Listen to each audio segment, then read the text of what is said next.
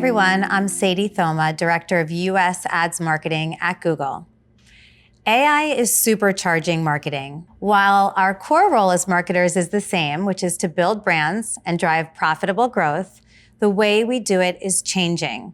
Joining me today to share how they are embracing AI across their ways of working is Jennifer Bridie, Vice President of Marketing at Southwest Airlines, and Trina Potter, Executive Vice President, Account Management at Sparks Foundry.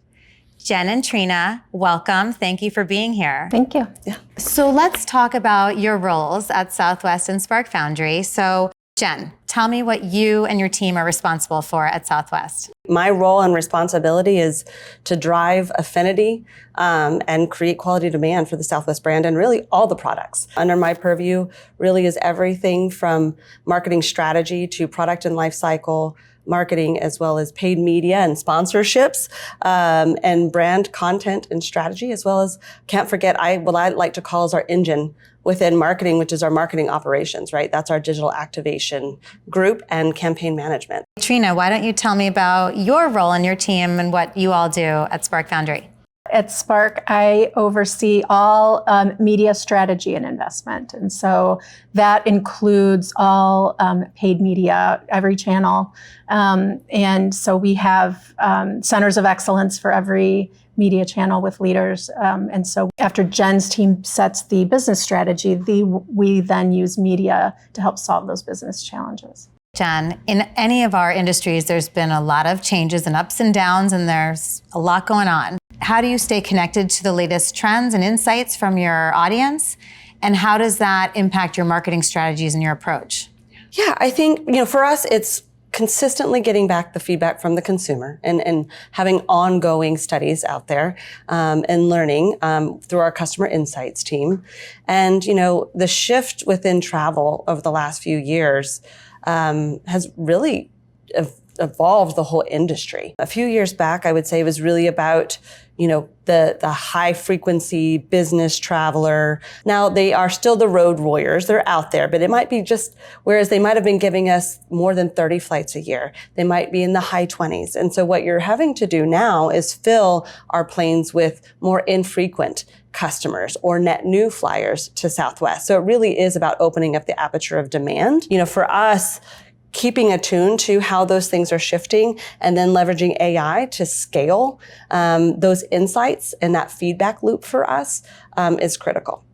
Okay, so I would love Trina to know at Sparks Foundry, at the agency, you are making recommendations for your clients on a variety of different media platforms, a variety of different opportunities, and you're selecting different tools and processes along the way. So when it comes to AI, how do you do that? Well, it really starts with what our KPI is. So when we are looking at any of the campaigns that we work on with Southwest, it's really trying to understand what the KPI is and then really understanding what partners are out there that can help us achieve that KPI. And so, obviously cost is going to be a factor, value, the technology, what kind of data do they need? Do we have that data? Do we have it? Do we have the pipes to share it? Like all of those things are taken into consideration. How do you evaluate with AI coming into the mix? How do you know if that is helping to drive better results and outcomes? It comes back to, what is our KPIs? And then also what data are we willing to put into the model, right? And so I think for the recent tests that kind of kicked off within Google recently, it really allowed us to scale the audience and reach, I would say, almost identify earlier in the journey, the level of interest in travel, in air, that we didn't see before because we kind of had our own human limitations on what we think is the best next thing to be bidding on or what we should go after. But by unlocking more data and allowing AI to really scale us and get us more reach to those audiences throughout all the channels that you offer, I kind of think about it just really sends out the tentacles everywhere, right? And so for us, it will always, come back to bookings and as well as conversion and shops over time. And so for us, we were really pleased in the test. I mean, we saw a 46% lift in bookings when we did our control versus our test.